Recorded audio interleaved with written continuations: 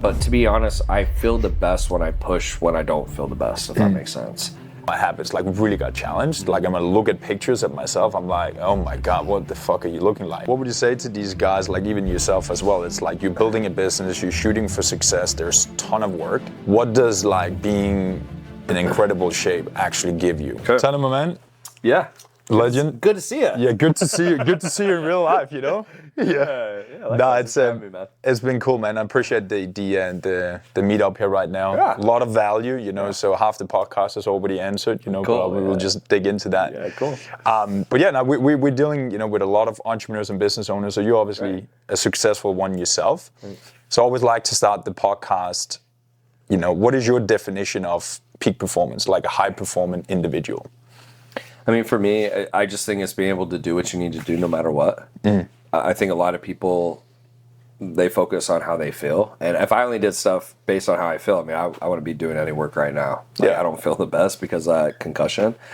So to me, it's just being able to do what you need to do no matter what. And I think that's where you respect yourself. Because like when you can do stuff when you feel good, okay, great. But I think it's when you can do stuff when you feel bad and do it anyways. I think that's where I gain a lot of respect for myself. Yeah. And so what would you say, like, if you're going through like a 60-second backstory, like what drives you and where did that drive come from? Because I have similar, I think we all go through shit, you know? I don't know, to be honest, a part of it. I grew up in a family of seven kids. My dad was a teacher, mom stayed at home. Wasn't a lot of money growing up. I got bullied a lot as a kid. So I think around 12 years old, I started working out and I started getting respect that way. And I said, oh, wow, this is cool. Like I work hard, I get a result, people respect me. So I started doing that in school. I started doing that in dating. I started doing that in sports. And when that ended, I wanted to play in the NFL, National Football League, or, you know, American football for anyone who's not in America. But I realized, okay, I still wanted to become someone, so to speak. I still wanted to become the best I could be. And I knew it wasn't going to be in music. I knew it wasn't going to be in like a artist, or I knew it wasn't going to be an actor. So I wasn't going to be an athlete. The only thing left was a businessman. So I went into business, and I've just seen everything good in my life that's come has been from myself. Yeah. Everything bad, you know, that usually comes, I think, is like waiting on other people to come save you. And so every time, like, I have the decision to take it easy, yeah, there's moments I want to, for sure. I mean, there's moments I'm like, yeah, like, I'll just take today off. But yeah, I just think, end of the day, most of what we accomplish doesn't matter. And for me, like, I feel the most respect for myself when I push through that. Yeah. And it's just like trying to be all I can be. So even today, like, I'm just trying to like have the best day I can have and push as hard as I can for today. And wherever the chips fall, that's fine. And so when you say like most of the things we accomplish doesn't matter, what do you mean by that? I just think ultimately, you know, I think for me, like when I hit $1 million a month, I talked about that recently. When I hit $1 million in a month, I thought everyone would think I was a man. And you realize, I mean, people do, but most people don't care, or they don't know, or you're still a speck of dust. So in that case, then it doesn't really matter that much, does it? Because no one even really cares, or they don't even know about it. And so for me, I think that just helped me become less tied to the outcome. I still care, don't get me wrong. I mean, I still want to win, but I want to win because I want to prove I can do it. It's not because I'm trying to prove to someone else or because I'm trying to get some recognition. I think I've gotten over that phase. And that changed because you obviously saw the other side of it. So it's like... Yeah, like I took a 6-month sabbatical. I bought a bunch of toys. Like I got a bunch of cars. I got a bunch of expensive places. Yeah. You know, I tried to do all the things they say you should do, or like I thought would make me happy, and then it doesn't make you happy. So the crazy part is when I was poor, I thought I was unhappy because I was poor. Not drove me. But the irony is once I became rich, I was still unhappy. So then I had to start asking myself why I was so unhappy because now I was rich. Yeah. And I think ultimately it's just when you put your value or your attention on the wrong things. And for me, like I feel the best when I'm just in the pursuit of trying to become the best version of myself. And yeah, there's days where it's not as fun, but to be honest, I feel the best when I push when I don't feel the best, if that makes sense. I'm not saying you can never take a break or something, but like today, if I just canceled everything and I had, didn't do the breakfast thing, and I just like, I don't feel like doing it. To me, I just think you feel worse afterwards. Yeah, I have regret. Like I have regret that I didn't push through and just do the things that I knew I needed to do. Yeah. Yeah, it's interesting in regards to that, because that's kind of like the exact same voice I would have all the time. Like, you know, long story short, like I went through a drug addiction from the age of 14 to 19. Oh, that's crazy, bro. And bro, that was quitting every I single think I knew day. what drugs were at 14. That's pretty crazy. Very, yeah. No, you're I pinched out. grew up in a very restricted household, so like I don't even think I knew what drugs were at that age. It's crazy. Yeah, but it's like, yeah, it's a similar thing, you know, like being an athlete, you know, playing football as a young kid. So you have that competitive, like you want to win at all costs. Of course. And then I just ruined my life for like these 6 years. And that was basically the thing that taught me everything today. It's like, don't quit, continue to push. You will feel worse in 2 minutes from now if you quit on the thing you said you want to do. So I think, you know, what do you think about that in terms of people need to have hardship? Like they need to be punched in the face. They need to go through things for them to really get that. Yeah, it's kind of a paradox, and I've thought about that a lot, is you want to have an amazing life, but by default, having an amazing life is having an extraordinary life, which means it's not normal. Yeah. Which means you have to do hard things that most people don't do. So to your point, I think that's what you have to get comfortable with. And at times it gets frustrating. Don't get me wrong. You're doing something hard, it doesn't go your way. You start thinking, why am I even doing this? This is stupid, etc. But I think over time I've learned that in the long run, usually you'll feel better about it. And I think so. I think that what's important is not getting tied to short-term emotions and just focusing on the long term. Because like no matter what you do, even if you're doing the right thing in the short term, you can still not really enjoy it, or you could hate it or whatever. But I think it's just really looking at the long term, like what type of person you want to be, and then making decisions around that. And that took me a long time to figure out, to be honest with you. I mean, it took me a long, long time to figure that out. Yeah. Yeah, I remember I saw that, like you went through that period, you went traveling and stuff. Yeah, I saw it online, you know what I mean? I was like, I know some people said they thought I lost it, but I really did. I just am a very, I go to the edge with stuff. So at that time I was like going to the edge, so to speak, and I went to the edge and I was like, okay, like, you know, I figured out. This is not. Yeah, I figured out what I need to figure out. Yeah, but that's kind of like a gift and a curse for me, is I always go like really crazy in the other direction. So Yeah, so I recently see that you're getting back in shape again. Yeah, like you're focusing a lot on these things. Bro, I was shredded. It's unfortunate. I know everyone says that, like back in the day, you know. Yeah. But I was actually shredded right before this, and I had a concussion, and then I Uber eated my way back to 15 pounds heavier. And you know, this isn't a good time for me to try to lose weight, because not eating is affecting my brain. So it's been kind of weird, because I feel like because my brain's behind, the only way to get the extra energy I need is like to eat. Yeah. Then if you're eating too much, you're not shredded, right? So I'm hopeful this will end soon. I can get back to where I was, but I was 192, and then I ate my way all the way back to 212. It was kind of depressing, because I worked really hard to get that shred. I was really I saw that. I saw you posted something. I'm like, okay, he's getting in shape right now. I'm like, good for him. But you know, because you know, a lot of the guys we're working with, like our average clients is 40. You know what I mean? Right. Yeah, 2 kids, running a business. Need to lose 20, 30 pounds. Like that's the guy we talk to every day. So it's like, I get it. And you're like, how old are you now? Yeah, I'm 33. Just 33, yeah. I guess I just. I'm still good. Just turned 33. Yeah. Same. Like, you know, I'm 32 now, and it's like, I went through shit as well, like last year, 2 years ago thing. And I could see my habits like really got challenged. Like I'm gonna look at pictures of myself. I'm like, oh my God, what the fuck are you looking like? I was never out of shape. Right. But when I'm looking at average. Yeah, exactly. But you feel like when you look back, you're like, oh my God, like that was the Uber Eats. That was the like, oh my God, I need some sweets. I need some stuff to calm me down. I mean, I like being a little bit, like when I say shredded, like more than normal. Yeah. Like, people look at you and it's like, wow, that guy's in really good shape. It gives you an edge. You know? I like being there. But yeah, I mean, I was there and then I had that concussion. So I'm hoping to get back there soon, but it just right now it's been real. I mean, again, I don't want to make excuses. It's just my brain is literally actually injured. So it's just been trying to like fast and stuff, which I usually will do. It's just not been a great time for that, because when I do that, it makes my brain work even less. And, you know, then people think I'm retarded. So time and place, you know. But what would you say to these guys, like even yourself as well? It's like you're building a business, you're shooting for success. There's a ton of work. What does like being in incredible shape actually give you in a business setting? Yeah, I mean, for me, so as I, you know, now I'm in my 30s, I notice I'm a step slower. So in your 20s, you don't notice. 30s, I think you're a step slower. So I'm assuming 40s will be 2 steps, 50 will be 3, etc. it really just helps you perform at a high level. I mean, that's simple. It really, and most of that I would say comes down to, I mean, the gym obviously helps, but I think the biggest thing is even the food. Like just eating high quality food. Yeah. That I guess you could say, what's high quality? Food that decomposes, like food that goes bad. Yeah. Normal stuff. That seems to give it an edge because everything's so hard. You know, if you don't have, like, if you think about it, like if you get your sleep right, if you get your workout right, you get your food right, all that gives you the edge.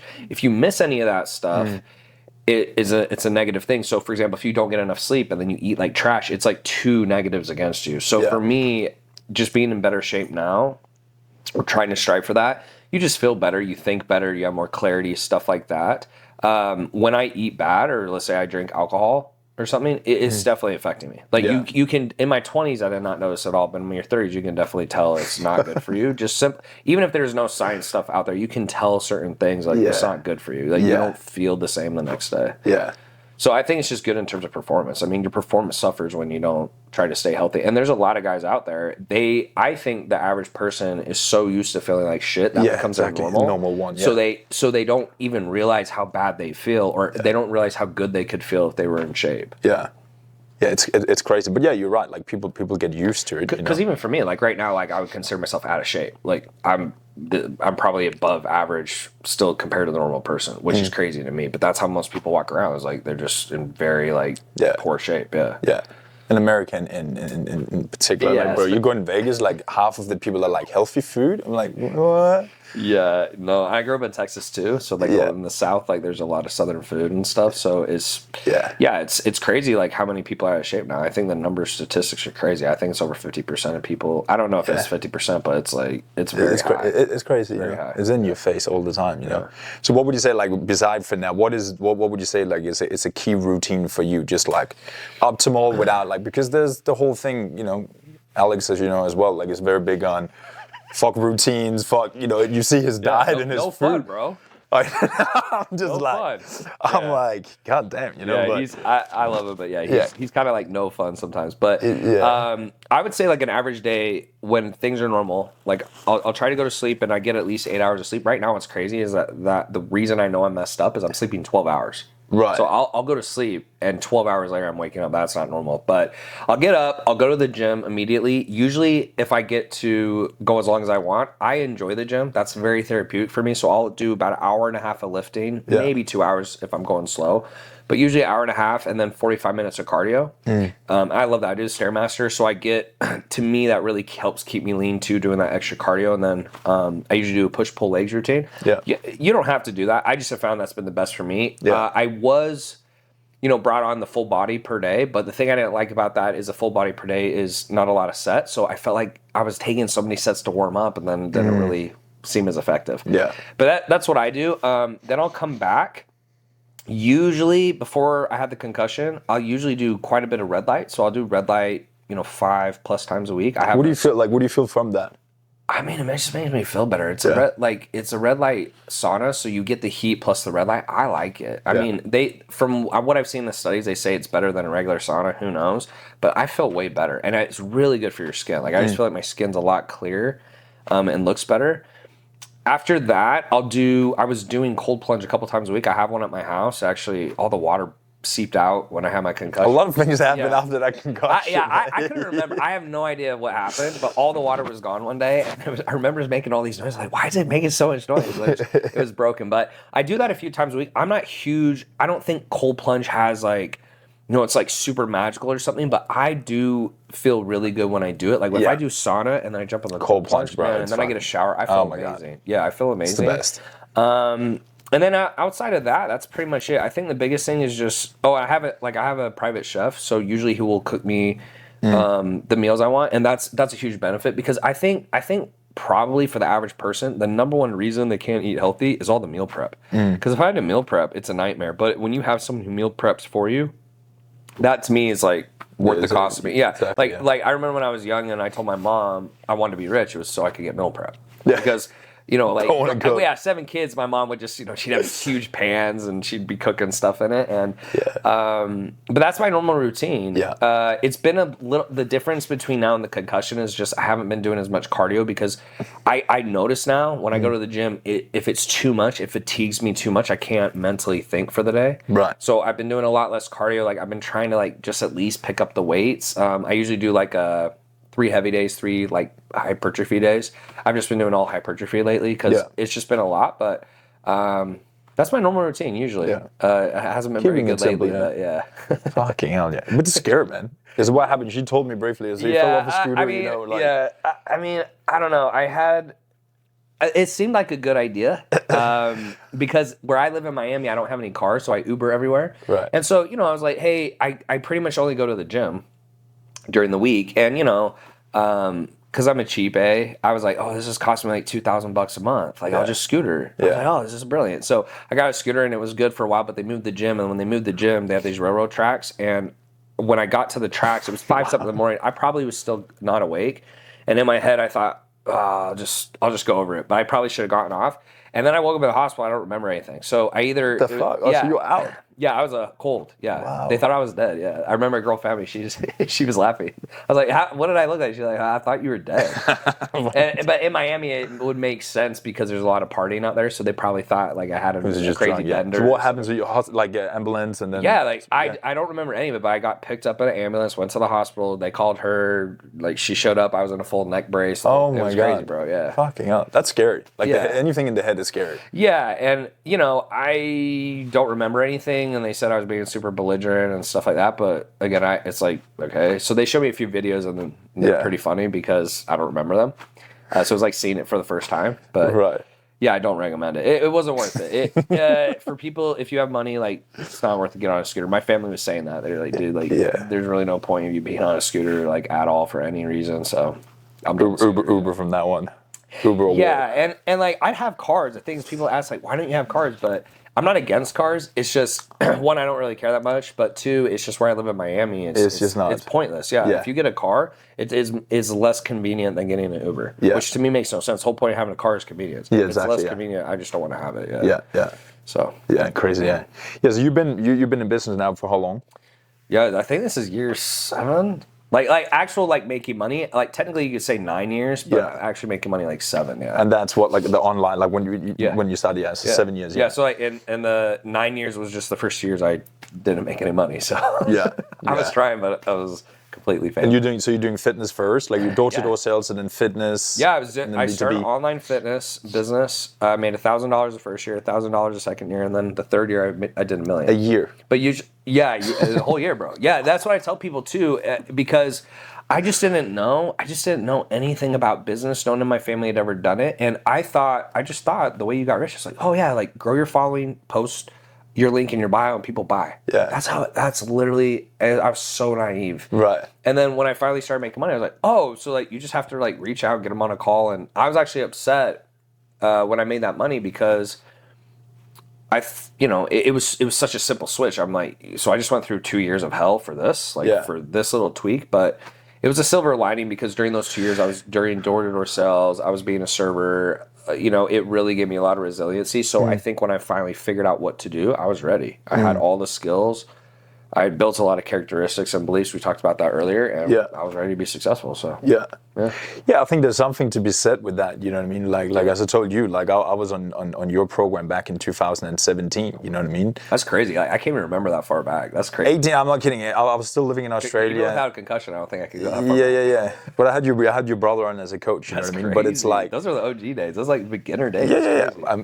I'm not getting like a lot of your program was inside Kajabi. You know what I mean? It was like Word documents. It was like from calls and stuff. And I'll actually be honest, bro. Sounds so like me, bro. Just like pieced together. Yeah. And you're grilling like poor little girls and stuff. They're like, what are you doing? Get to the point. Show me you at like Sarah. You know what I mean? So it's her friend, bro. Yeah. But oftentimes it's like I'm the same. It's like as we talked about. You go to an event like this. I'm not going here for the speakers. I'm going here to hear one thing or meet someone. And it's like what I learned from being on your guys' program was like I was starting out. I was charging $997,000 for a program. came straight in. You were like, charge 3300, do a 4 months program, and since then, that was it. Yeah, that's what you did. Yeah. So that was all I got out of that program. Yeah. You know what I mean? It's just like I just needed to see a different way, and that's how I've sort of like I've learned over the years. It's that, you know. But from your point, what would you then? Like, what would you tell yourself, like, 7 years ago right now, with the experience that you have today? I mean, I just wish I had hired someone sooner. So my first 2 years, my first 2 years where I failed, I didn't I mean, it was two reasons. One is I told myself I can't afford it, which I realize now is an excuse. But at the time, I was like, oh, I can't afford it. I can't afford help. Number two is I didn't understand this industry existed. I didn't know it. Like, and I know that sounds crazy, but you just have to remember, like, I was so focused on playing in the NFL growing up. I thought social media was stupid. I was like, Facebook, Instagram. I remember my sister would show me. And it's probably because of her, but she would show me like her stupid pictures. I'm like, this is stupid. Yeah. Right? But I didn't realize you could use it for business. And so when I finally hired someone, it took me 2 years. And the funny thing is 2 years later, I didn't have any more money. I was just more desperate. I had no more money. I just was like, I mean, my life can't get any worse, so I'll just pay this person. And when they taught me some of the stuff like raising your prices, et cetera, I was shocked it worked. I was like, are you kidding me? This is all business is? And obviously it gets more complex at scale, but yeah, that really changed my life. So I wish I had hired someone 2 years sooner, because if you do the math, like I did 100 million in 6 years, let's say that's 15 million, give or take, right? So in 2 years, hypothetically, that may not have happened, but let's say it's 30 million opportunity cost. People don't think about that. I think about that stuff all the time. Yeah, I think about I think about like if I Yeah. don't do this, if I don't do that, if I don't, and a lot of people, they don't think about that, and I think that's a huge mistake, because they just think, oh yeah, I didn't spend the 10K, I didn't do that. It was like, yeah, but you could have made 40K more a month if you had. And I don't say that because I'm a consultant. I just say that in general. Like, I've paid $3 million for coaching programs, consulting, whatever. Yeah. So that's just what's helped me grow. Like, because I don't know what I don't know. Yeah, some suck for sure. But it's like dating a girl. I just tell people, like, yeah, 80% of girls suck, 20% are good. Same thing for girls. Yeah. Right? They say the same stuff. So I'm like, yeah, like, why would you expect anything different in a coaching program? It's like, some suck, some are good. Yeah, and it's also like, you got to like understand what to ask for as well. Like, so how do you then like, for example, like, how do you speed up that learning process? Now, okay, I'm not going to ask this guy about that question or that question or that question. Now I'm going to like specifically ask about that because I know all that stacks up to this. You just also have to take ownership, meaning you pay them, you decide to pay them for the program. So even if it was a quote unquote scam, it's like, that was your fault. You paid them. So you made the decision. And then number two is then it's like, what do the people say? It's not what happens to you, it's how you perceive it or how you deal with it. So like if I have a bad program, yeah, it sucks that it didn't work. It sucks that I didn't get to where I want, but I learned what not to do. Exactly. Yeah, and so people just have such a negative mindset around it. And I did too, but after so many times of failing, I realized you can't be successful without failing. I used to think you could skip it. So I remember when I finally started having success, I was like, oh man, I really wish those 2 years I hadn't, wasted my time and this and that. But like realistically, I needed to go through that to get to the next level. I don't think I would have gone there. I don't think I would have gotten so desperate that I would have paid someone for help. Yeah. And I think a lot of people forget that. They assume that success should just be this linear path, and that's not usually how it works. It's just not, yeah. It's a constant learning thing. And yeah, you're right. Like, it's like what not to do. Oftentimes it's the best learning. That's just as valuable. But I'll be honest, I've spent $3 million on programs, and this is probably the same for everyone. 80% of them, I think, sucked. Sucked meaning I didn't learn anything that positively impacted my bottom line. Yeah. But I learned a ton of shit not to do. Yeah. And, like for YouTube, like I'm still not where I want to be at YouTube. I've spent at least over $100,000 on YouTube coaches. It's like, I don't think they're quote unquote telling me something crazy wrong. In fact, paying multiple people and you hear similar stuff, that actually helps you find truth. Yeah, but realistically, what's the issue? I suck. Yeah. And a lot of people, they just don't want to say that. And I think that's where a lot of people fail. They just are so scared of sucking at something or looking like a loser. I'm like, yeah, I suck at YouTube, but I want to get good. Who cares? And I don't know. I've just learned how to just deal with that. I guess I don't know. Why do you think people are so like they don't take more risk, or like they're not like there's so much blaming? Like it's like this one thing has to work. Why do you think? I think number one, it's hard to look in the mirror and admit you suck at something, or admit you're the problem. That's tough. I mean, that's tough. Like when you're going through a hard time in life, to admit that everything that's happening is your fault, I think is tough.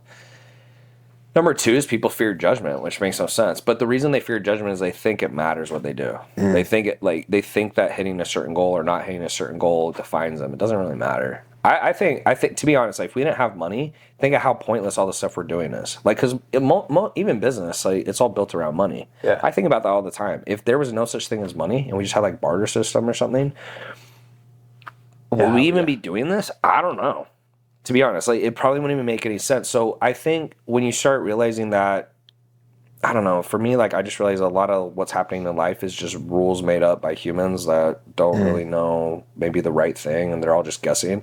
It just takes like a lot of pressure off myself to make mistakes, and I'm just doing the best I can, and it just doesn't really matter. I just think ultimately, no matter how rich or unrich I get, nobody's gonna care. Like when I die, they'll be like, this guy and cool, and the next day no one's gonna talk about me. So I think the big thing is just for me to like personally develop, and the only reason I want to personally develop is personal development. I just that's when I feel the best. And so for me, doing hard stuff in business is what I enjoy. Like I enjoy pushing in business. And it's something you can do for a long time. I actually love sports. I wish I could still play sports because I actually was so competitive. I loved it. But unfortunately, if you're not good enough and you don't play in the NBA, you can only play for so long. And even those guys, they can play in their 30s, their 40s, maybe if you're LeBron James. But even that ends, right? So I think business is fun because it's a game you can play until you die, and that's why I enjoy it. Yeah. So you talk a lot about like the entrepreneur, the character traits, the beliefs, the skills and stuff. So what makes a good entrepreneur, and also like how do you then, when you're in the game, distinguish between what are you deficient in, like the skills, the character trait, or the beliefs? So most people have skills. Oh well, it's all of it. I'll take that back. So for me, like the characteristics and the beliefs that helped is. So when I was 12, for example, I was bullied a lot, and then I started working out every day. I hated every second of it, but 3 months later, I started building muscle. I was 12 years old. People started respecting me. I was like, oh, like that was a characteristic. It was like, okay, put in hard work, get a good result, be consistent. Like starting to learn those things, and those started to form my beliefs. Those characteristics started forming my beliefs. It's like, so my belief is, if you work hard, good things happen, right? So that's part of success right there. And then as I kept getting older and I started excelling in sports and school, and I was, I'd excel with like dating girls and stuff like that. It was like, wow, like hard work pays off. Hard work pays off. I just kept having that reinforced. Sports really helped me a lot too because I was resilient. I think sports, a lot of successful entrepreneurs come from sports. I'm not saying you have to do sports, but it's because you deal with so many setbacks. I mean, I've had coaches cuss me out because I, blitzed when I was supposed to drop in coverage. And you just get used to it. You're just like, yeah, cool. Like, you have a setback, something doesn't go your way, someone beats you in a drill, and you just learn to deal with that. So I had a lot of that stuff growing up. And then the skills, it's like sales, it's marketing, it's ads, it's all that stuff. And so ironically, those first couple of years, I didn't understand marketing. I didn't understand sales. I didn't understand messaging. I didn't really understand the offer. I didn't understand how to price it correctly. When I finally got those skills, the cool part is I had all the characteristics and beliefs built up for years. Door-to-door sales, being a football player, being a Division I athlete, getting good grades in school, all that stuff, right?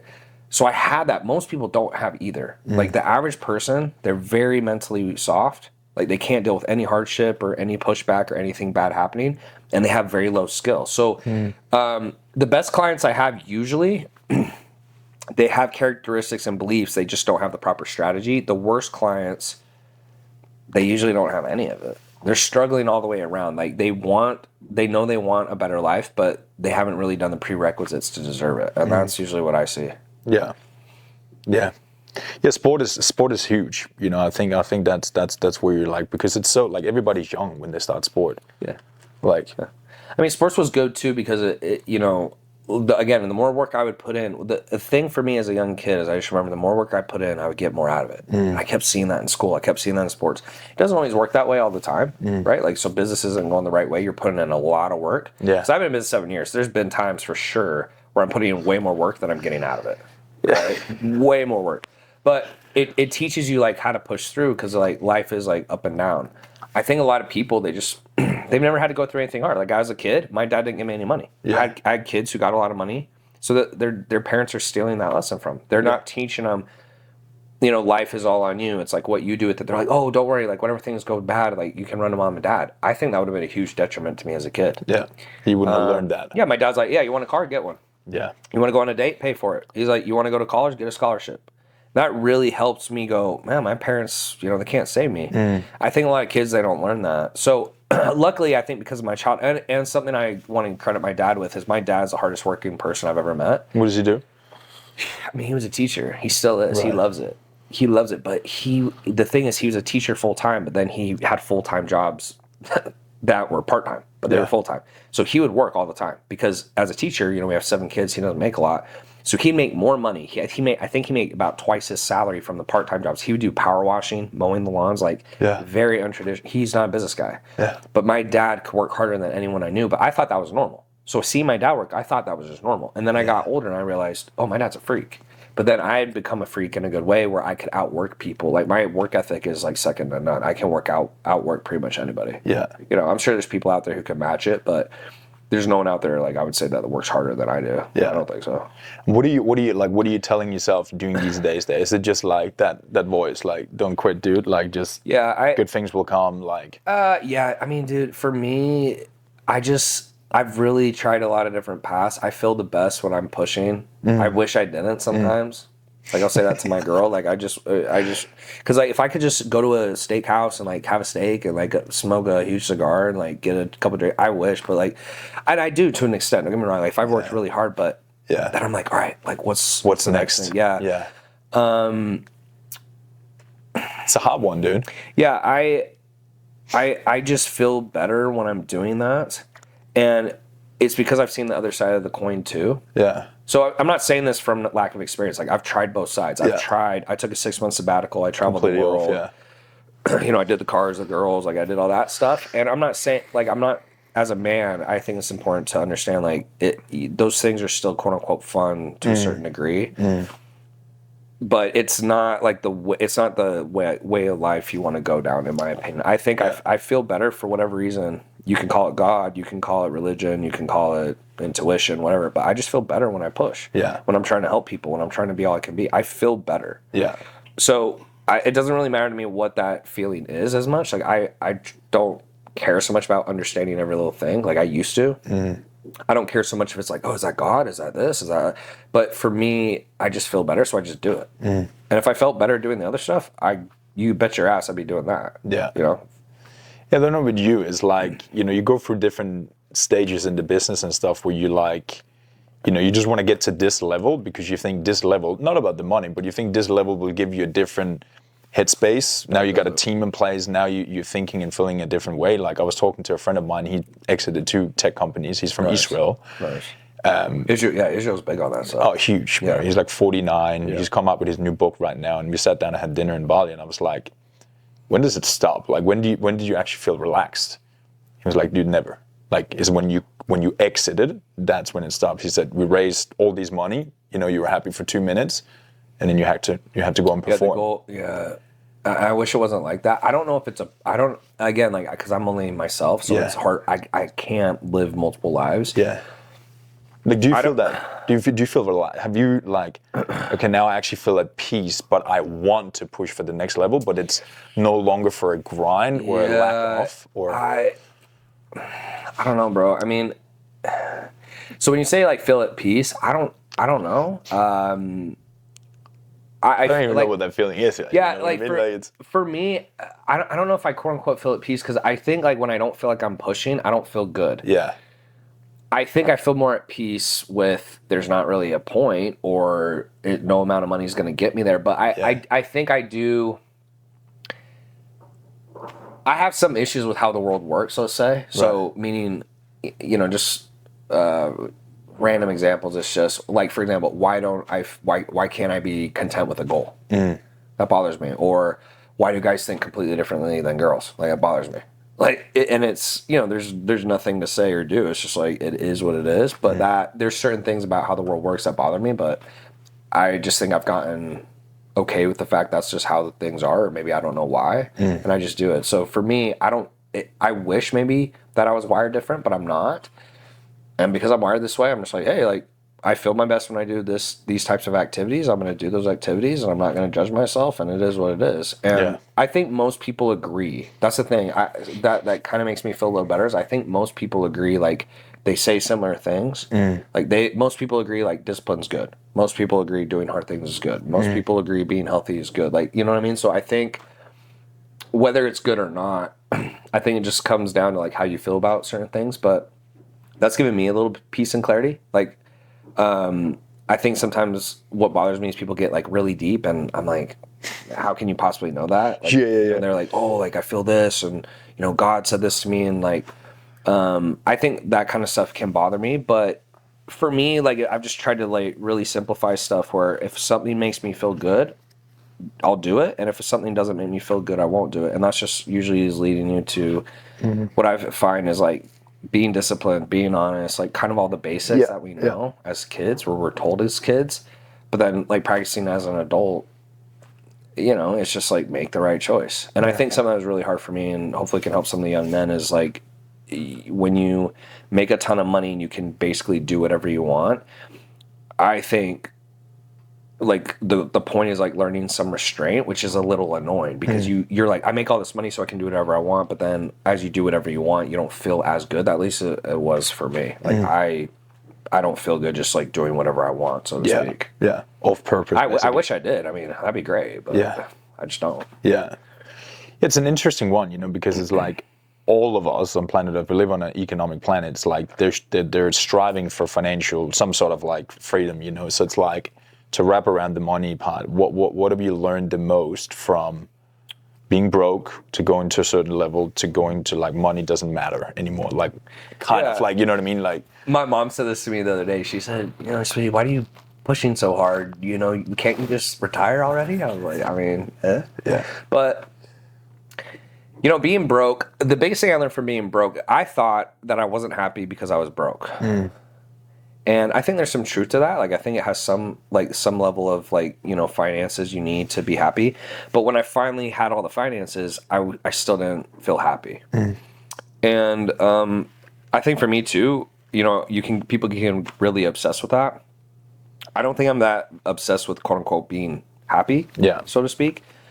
I just want to do what makes me feel good on a consistent basis, and what makes me feel good is, like I said, just being in the pursuit of being the best version of myself. So like the best version of myself, you can't really ever reach it.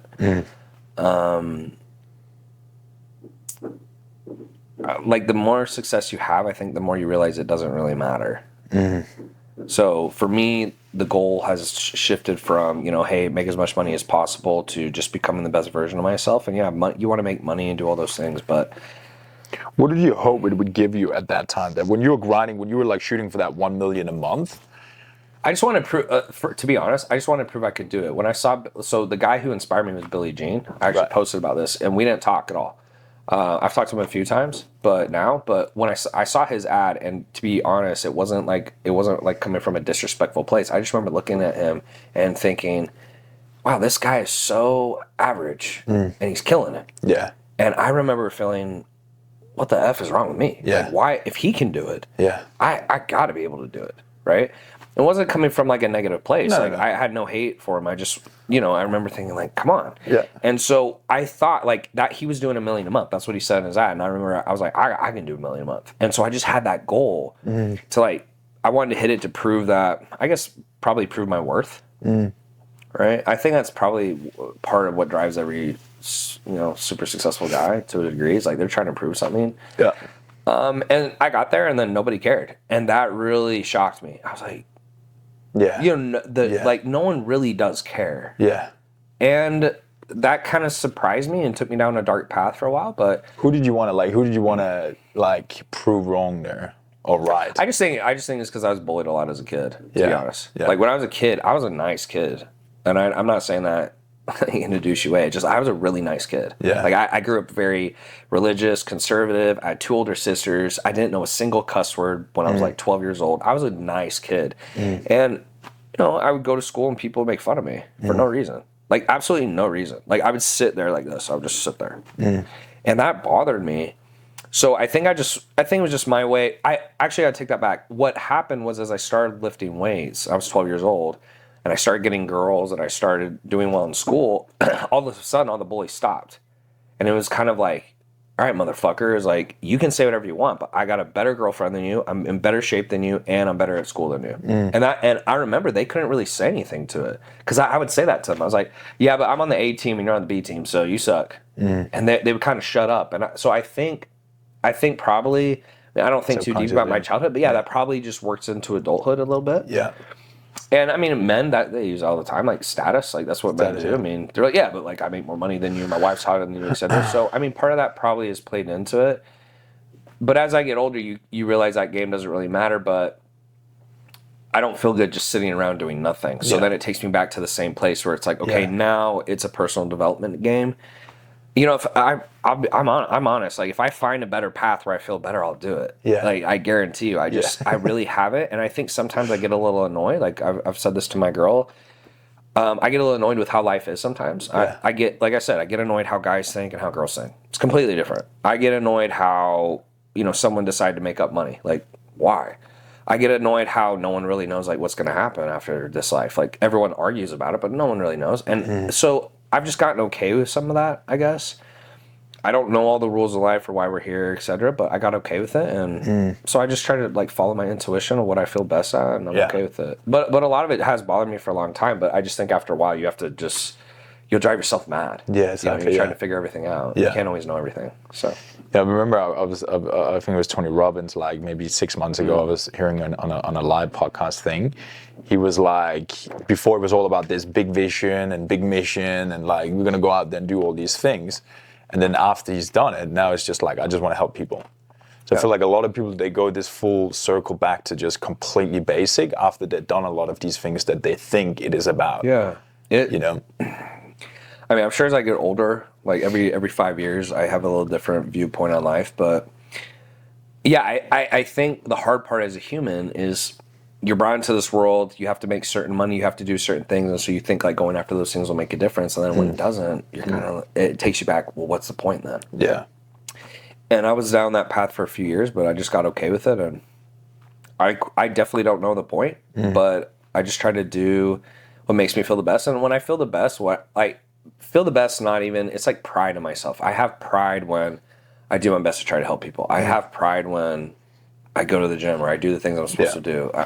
I'm proud of myself, and I think that's the goal. I don't really know if there's another goal outside of that. I would love to know what it is. But I would like, obviously you and I, we don't know each other, but I've seen you over the years. I would personally say like your energy has shifted a lot, just from looking from the outside. Yeah. In terms of like you, I look at you very much like you're very like you're calm. You're very like given, and like it comes as a real value give. Yeah. I feel.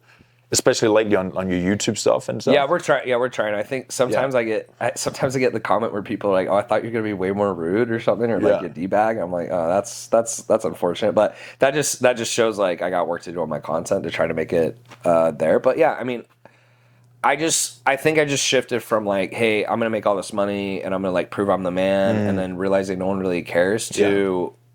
That just isn't fulfilling. It's not fulfilling to try to keep proving something that like ultimately no one cares about. And I think the thought I had that shifted that was when I hit $1 million in a month, and I looked at the stats, and it's like, how many people do $1 million a month? It's like less than 1%. I think businesses, 90% don't hit $1 million. Yeah, I looked at how many people do 100 million in 6 years. It was like less than 1% of 1%. Yeah. So meaning out of all the businesses, like 1% of businesses do 10 million, and there was like 1% of those people do 100 million. So I think for me, I realized, okay, if no one cares about what I've done and it's this stupendous, what hope is there for Elon Musk and Mark Zuckerberg? I was like, they're probably in the same boat. Yeah. Nobody cares. So I think that just like really like took me down a different path of, hey, like you got to find a different purpose or reason or you're going to be miserable. Yeah. I thought at first I was miserable because I hadn't hit it. But when I got there and it didn't make me feel any different, it was really disappointing. Yeah. It was really disappointing. Yeah. I was like really sad, honestly, for a while. Yeah, well, what did they say? Like you go through that to then get to where you are right now to have that lesson and realize that. I mean, you know what I mean? Yeah. I think if you keep living and like you don't do something stupid, eventually, the thing becomes more clear to you. Yeah, for sure. Yeah. I've had some stuff I've definitely struggled with when I was struggling with them, I didn't really know why, or like I didn't, I don't. Sometimes you're like, is it a me problem? Do other guys struggle with this, or am I just weird? Like you start like asking yourself those questions. Yeah. But yeah, when you get on the other side, I think it makes more sense. But sometimes, it could be a 2-year journey through it. Yeah. So for 2 years, you're kind of in Horrible, a little bit of hard place where you don't really know what to do. Yeah. And I've gone through that enough times now that I think when I'm having a hard time, I just relax a little bit more. Yeah. What do you tend to go to? Like personally for me, like I love like writing. Like journaling for me is like that's how I'm like putting things into to think. Like what do you do to work through these things? Because it can be a lot, man. Honestly, bro, the only thing I really enjoy that helps me shut my mind off is the gym. Yeah. I know that sounds weird, and I honestly wish I had more hobbies, but the gym is very therapeutic for me. Yeah. I'm not a huge journaler. Maybe I should get into that, but I read a lot. And I work so much that I think the last thing I want to do is write more. Yeah. But maybe that would help. But for me, usually, like if I'm feeling down or I'm not feeling super good, I go to the gym. That really helps. Yeah. That really de-stresses me, and I get time to just, I'm just sitting there. There's nothing to do but lift. So like I can just think about whatever I want and process whatever I want. Yeah. That's been really helpful for me. I think that's why I still go to the gym so much. I just love it. Yeah.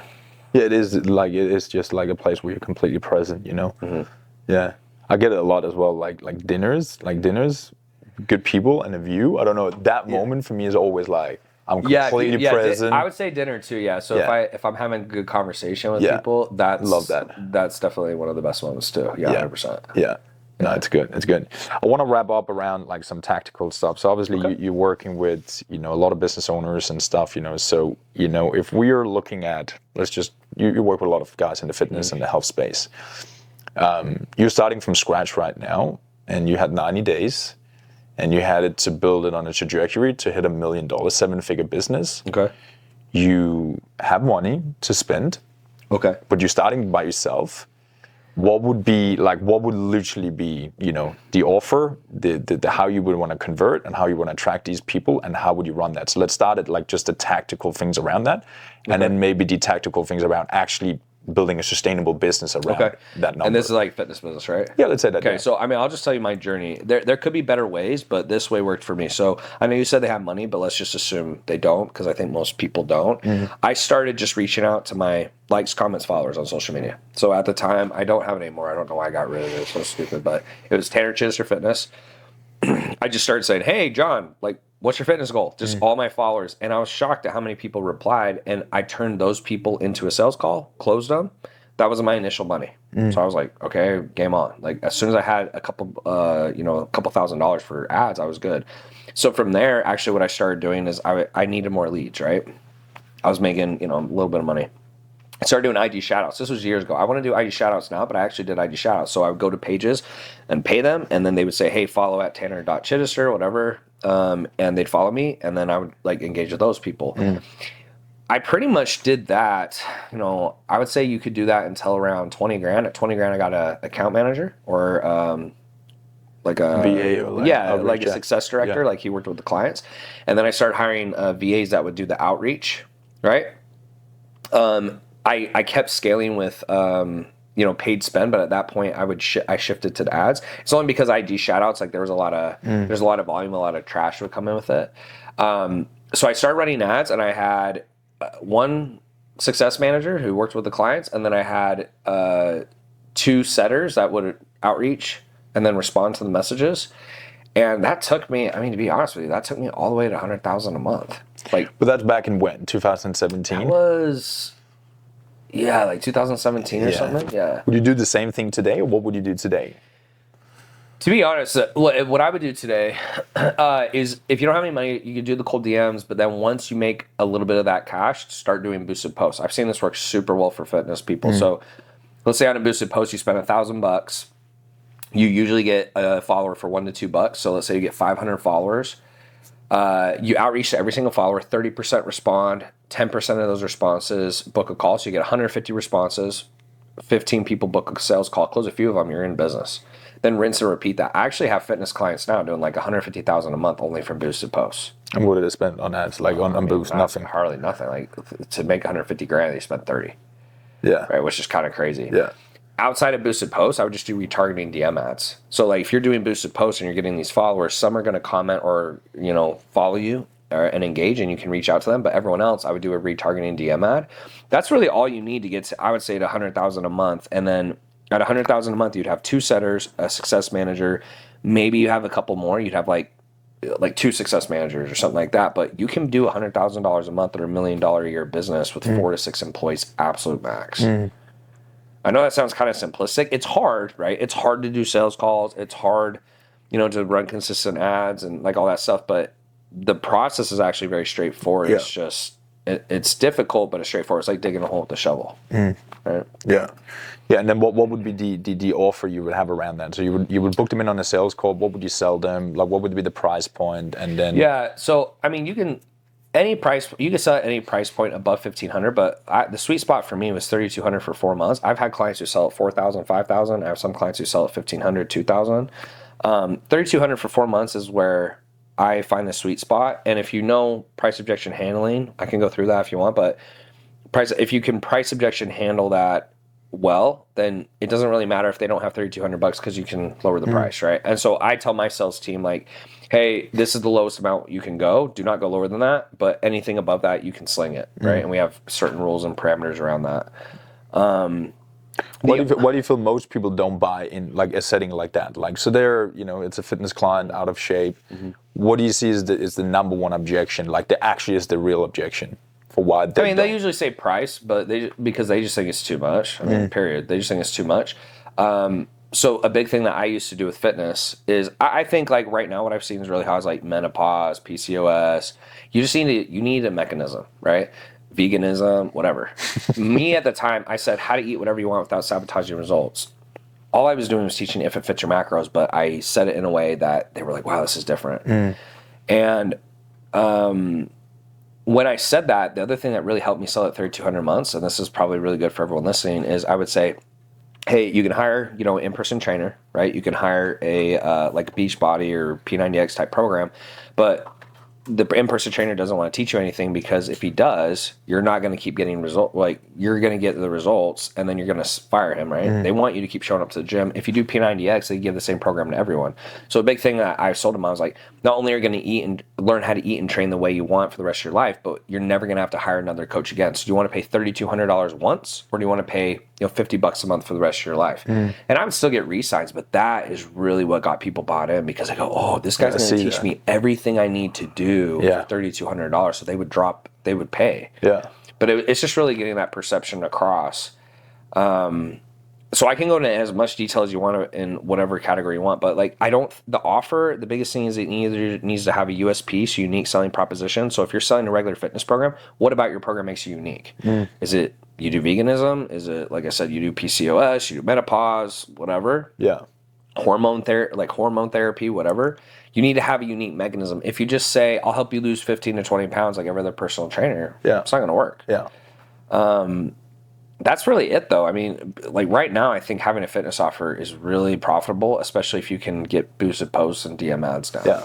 And you would do the boosted post over the direct DM ads, for example? I would start. Yeah, because it's less risk. So my philosophy in business is always start with the least risk thing and then go to the highest risk thing. And so it's way less risk to do a boosted post, and then there's no setup. There's no ads manager, there's no funnel, there's no nothing. So it's a lot easier for a beginner to start that versus doing something else. Yeah. Yeah. So I would start with that, 100%. And then run it, And the numbers make sense. Like if you spend $1,000, you get 500 followers on average if it's a good post. Yeah. 150 respond, 15 calls. Yeah. So let's say you chose 2 people at 3,200 out of 15 calls, which is terrible. You spend $1,000 and you made 6,400. Yeah. It's a good deal. It's all a numbers game. Yeah, it's business is numbers. Yeah. And that's the nice thing about business is it's not emotional, it's just numbers. Yeah. And then so when do you go? So you obviously say this is quite straight to the point, like the 4 key employees basically. What do you do there then? So let's say you're that guy right now. You want to get out of sale, or you want to like build more of a sustainable model where you're not like, because if you're gonna bang out 100K, 150K, you on sales calls 12 hours a day. No, that's not doable. Yeah. Like so past 100K, you need a sales rep. So up to 100K, couple setters, couple coaches, you're pretty much good, right? And, you know, some people are like, oh, I have a couple setters and a couple VAs. The VAs mean just send out the first message, like, okay, whatever. It's, it's the same thing. Once you get past 100K, you need a sales rep. So you bring a sales rep in and he'd take over that. But at that point, you're managing the sales rep, you're managing the coaches, you're managing the setters. And or you'd have to put someone in charge of that. But that's pretty typical. You know, you could do 100, 150,000 a month, not be in any part of the business, but you're managing all the parts of the business. I think that's pretty standard. And to be frank, like I never had a full-time sales manager, even when my company was doing $2 million a month, because I didn't see the point. Like I'm the best at sales, and I can do it myself. Yeah, it's not really that hard. It takes an hour a day. Like you get on, you do one sales call a day training, and you're good to go. Yeah. What have you then learned, like from being around that level to go to 5 mil? Like what was the constraint, or what was more like, oh my God, I would not have done this or this. Like, I mean, the biggest issue is hiring. So up to 100,000 a month, you can pretty much grind your way to it. Like even if you're horrible at hiring, you hire a bunch of misfits, dum-dums, you can pretty much do 100,000 a month. Right? You just sheer force. Past 100,000 a month, like if you want to go to 200,000, 3, 4, 5, a million, it's all about your team. So the better you hire, the better they are, the easier you're going to scale. So when I was scaling, to be honest, there was just a lot more ads, and it was a better team. And when I had issues, it was because my team was incompetent, and that could have been because I made the wrong hire. I had terrible SOPs. I didn't train them right, whatever. And or it could have been that was a terrible person to hire. They're kind of a dum-dum, right? And so the number one skill you can learn as an entrepreneur, honestly, is team building. Because if you don't know anything, but hypothetically, this doesn't ever happen, but if you didn't know anything, but you could hire a team really well, you'll make a ton of money. Because if you can put people in the right place who are ballers, they're going to run the business for you. And I didn't really understand that until I had 100 staff. And then when I would have problems, I would realize this guy is incompetent, or I didn't train this guy right, or he doesn't have enough experience, or something like that. Right. Yeah, so basically, like, knowing what you know today, so like back to the thing, if you wanted to start from scratch and you want to jump over all the kickstart and all the reach out, like, how would you just like, I have a ton of money right now, I want to go in and build this business just as a challenge to see, what would you do? Would you just like running ads tomorrow, and who would you put in place, and what would you do to just... I mean, if I was trying to get to $100,000 a month as fast as I could, I'd have 2 setters, 6-hour shifts. So I'd have like one 9 to 3, one 3 to 9. Maybe a couple of VAs to start messages. They would only start messages though. So like $2, $3 VAs or $5 VAs from, Trinidad and Tobago or something.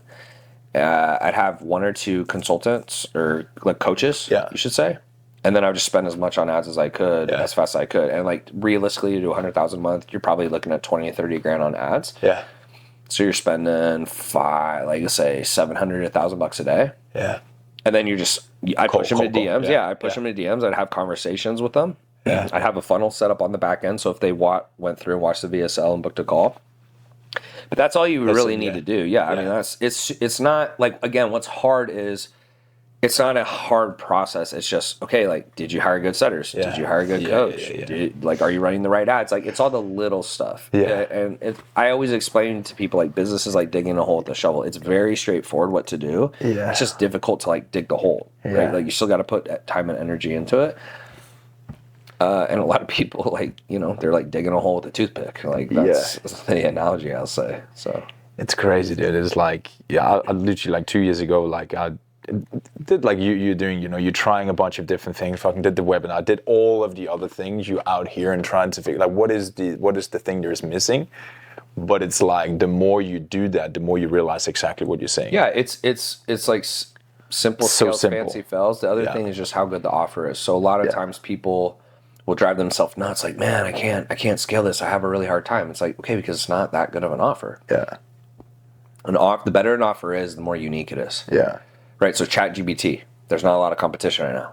It's crushing. It's because like there's not really hardly any competitors. The client I brought up earlier, her name's Cynthia. She has an offer getting kids in Ivy League schools. There's no one else competing with her. So fitness can be difficult, or business consulting can be difficult just because there's a lot of competition.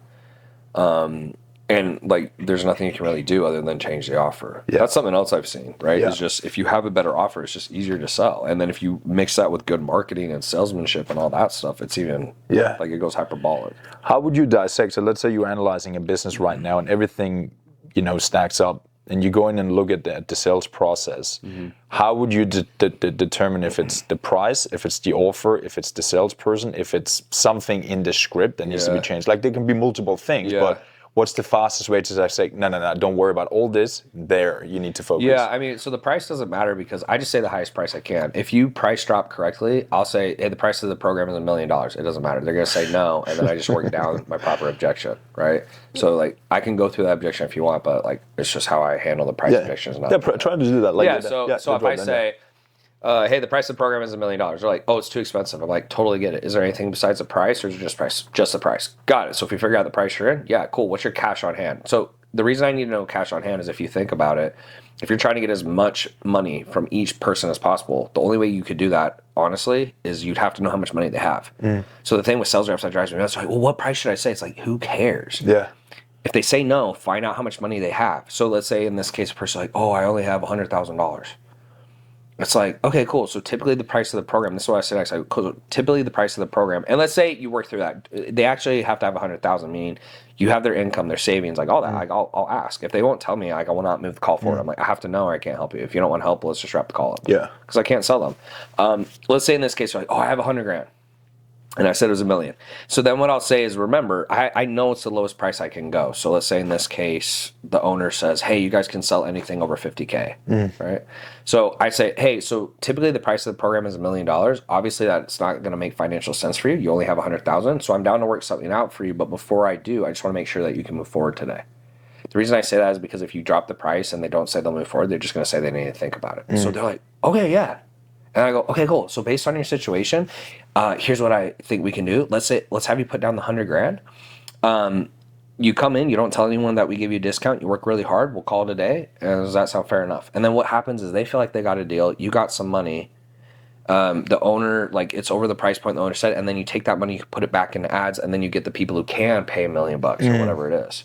That's how I handle price objection. People worry so much about what they say the price is; it does not matter. Yeah, it's like I can just price. So you take like you basically lower the price down to that, and that becomes the full program. So like say, I still give people the full program. And again, like a lot of sales trainers will say, "Oh, like you never lower the price, this and that." Like if it was a Lamborghini, it's like, dude, this isn't a freaking Lamborghini. Yeah, like that pisses me off when they say it because I'm like, you're literally comparing a car that you can turn around and flip, to a freaking fitness program. Like, chill out. Like, right. It's not, so what I do is instead of spending 30 minutes trying to quote unquote, now if they say something ridiculous, like I have $1, then it's a value issue. It's like, okay, dude, like, come on, this is your health. Yeah. But if they say, if it's like, hey, 3,200 and they're like, oh, that's too much. Like I only have 28. Don't spend 30 minutes trying to get them to pay $400 more. Like it's fine. Like, okay, cool. Like follow that objection. So I never think it's the price. If anything, I always tell people, say the highest price you can think of.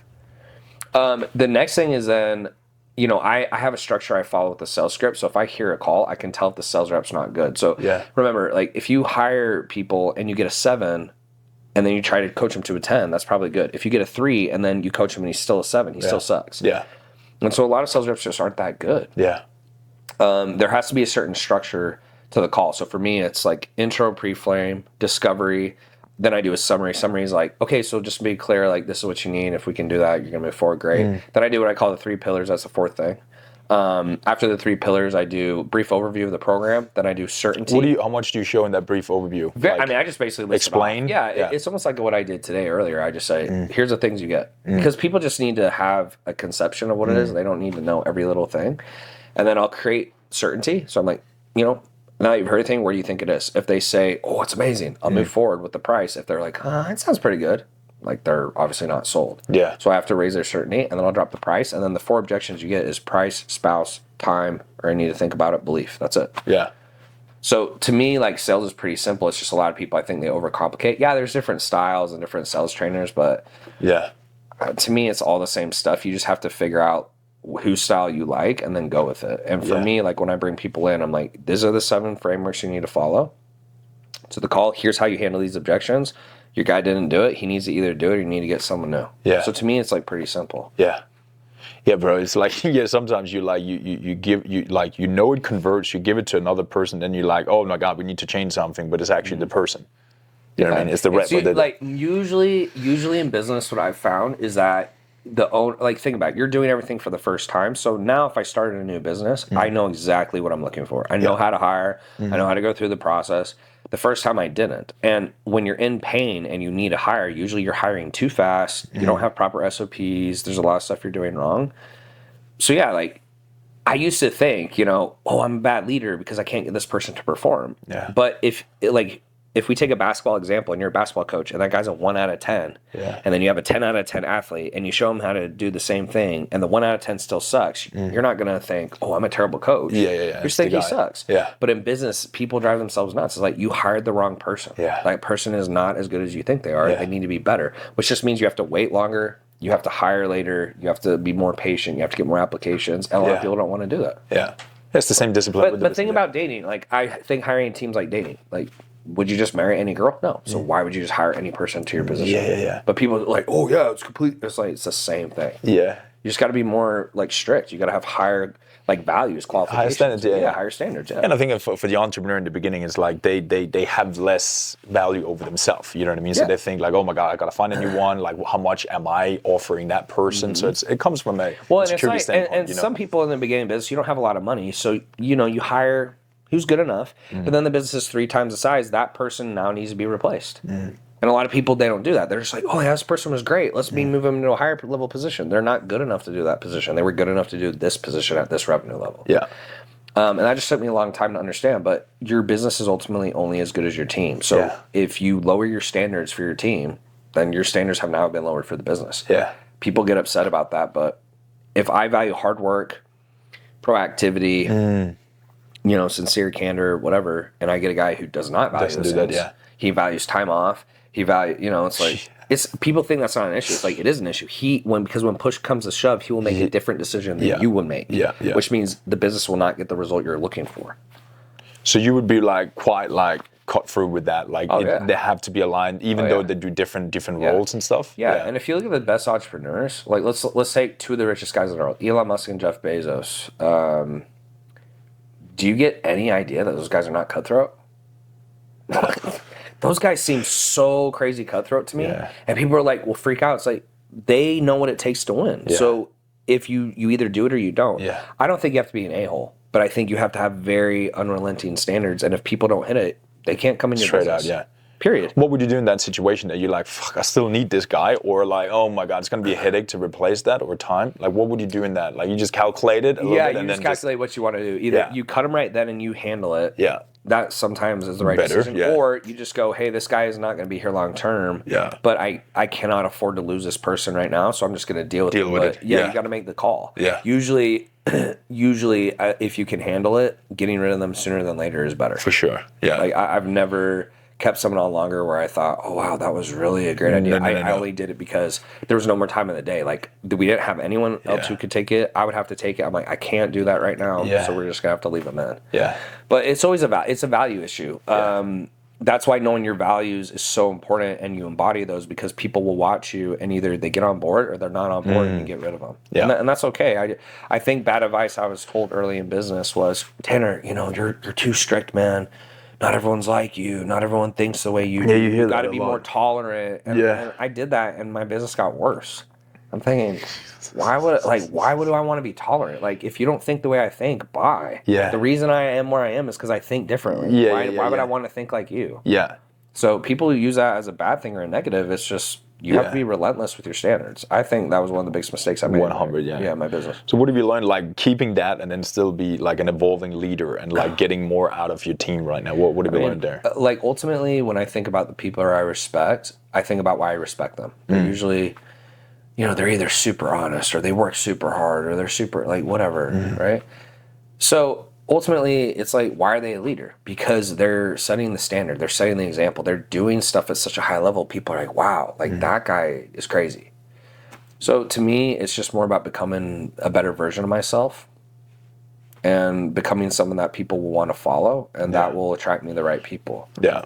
Some of my close friends that I look up to, like, they just have really good characteristics, and I'm like, wow, that's amazing. Like, they're either super honest or they work super hard or they're super determined or whatever. So I think ultimately a leader is someone people want to follow. If you're like an a-hole or like you're out of shape per se, or you say, like, people don't care what you say, it's what you do.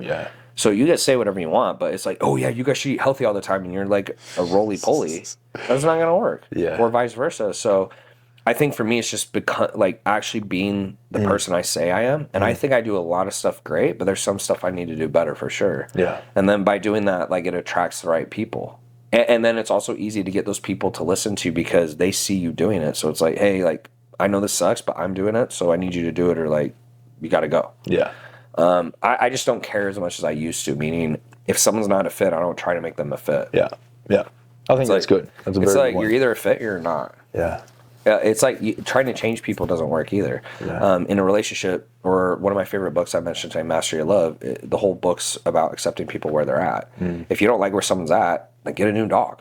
Like you don't try to change, oh, I like brown dogs, this dog's black, let me dye its hair. It's like, no, you're going to get a new dog. But people do that all the time with other people. I think it's a massive mistake. Just, hey, this is who they are. They don't want to change. Cool, bye. Yeah. And it's like, it's a waste of time and energy. I used to think like, hey, I can get them to see things the way I see it. Then you won't. Yeah. And they don't want to, usually. They don't want to. They want to see the world the way they see it. It's like, cool, that's fine. You see it differently than I do. Bye. Yeah. Yeah. I think it's cool, man. It's like, and again, as you said, it's like knowing your values and then just sticking to them. Yeah. You know what I mean? That's the big thing. Good. Is just, what do you value? And then making sure those values are very clear, and then only finding people who value those things. If they don't value those things, great. There's plenty. Like, go find someone else. Like that's so key to a business, because if you, as soon as you start lowering your values or you start easing off, the business will start to falter. And if you think about think about it this way, if I ran the business and I could do every position, I could clone myself 100 times. Dude, it would be a joke. Like I would scale to the freaking moon, right? So when I think about that, it's like, okay, I need to find more people like me. Yeah. Why am I going to lower my standards? Yeah. Now, I think some people take it too far where they'll go, all right, if you don't go to the gym every day, you're not on the team. I'm like technically, I think that's a good thing, but I don't really care if they go to the gym every day. I care about the values or attributes. Yeah, exactly. From They them. can look different. They can feel different. So ultimately, I'm like, these are the values, these are the attributes I need. I don't care how you get them, but you got to have them. So figure it out. Yeah. I'm not as like psycho on that. You see some guys like, hey, if you're overweight, I'll fire you. But you got to really know what you value, and then you got to hold people to those values. And if they don't, you got to let them go. Yeah. I think I spent a lot of time and wasted energy trying to change people because I thought, oh, if I'm a good leader, but you can't change people. Like people have to want to change first. Yeah. Did you take it personal as well?